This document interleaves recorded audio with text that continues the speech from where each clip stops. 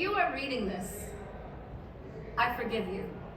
You have grown far from the heart of me, my child. Have lost the familiar love we held for one another in your first years of life. When you were young, you marveled at the plants and critters that ran across my bosom.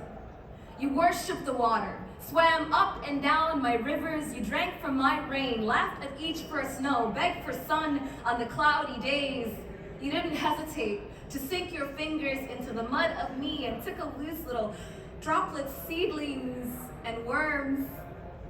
How you built a refuge for every wayward wanderer, lining the kitchen shelves and jars of butterflies and lightning bugs. You drank the breeze from my trees, the honey, sap, gum with joy and ease.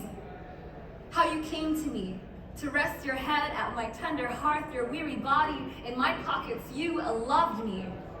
You nurtured me before you knew what it was to nurture, tended me before you knew what it was to tend. Tiller, sower, farmer, green-thumbed little one, you knew me. Lately, you hurt me. You break and cut and tear into me, and I forgive you, for I am a part of you, like your brothers and sisters before you and those who are close to me now, so I forgive you. I forgive you again for the reaping you do with no intention to sow, again for the waste and greed and gluttony when you were young. You asked me why they do this.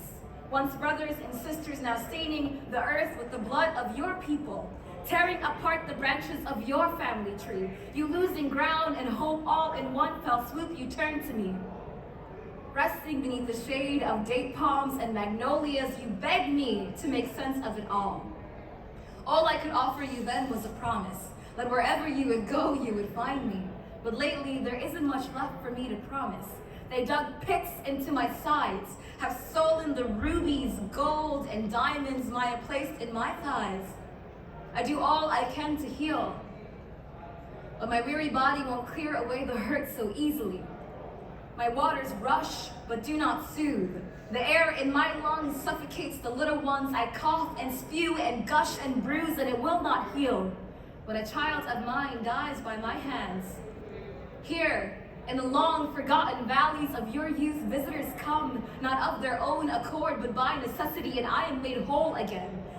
Abdullani and Izzahara sink their hands into the mud of me, saplings cling, and I am whole again.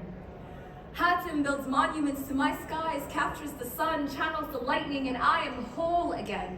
Luca and Leatu surround their homes in fruit born of me. The children eat and grow and are healthy, and I am whole again. Asman protests, it isn't mine alone to mend. He says, I need you to build and build again, to make new, to bring forth life from a relentless earth, building an oasis of charred terrain, making a refuge from only scar tissue and lightning strikes. Let me be more to you than just a final resting place. Let me do more for you than call you home, child of mine. If you are reading this, I need you, your mother. If this land could speak, would she thank us, praise us? Would she ridicule us or beg us? Would her voice be weary, gentle, disdainful? Would it shake with sorrow, with rage? I used to wonder about these things all of the time. At 11 years old, I watched my neighbor's house crumble before my eyes. The floodwaters came and washed away the earth and clay most people used to build their homes.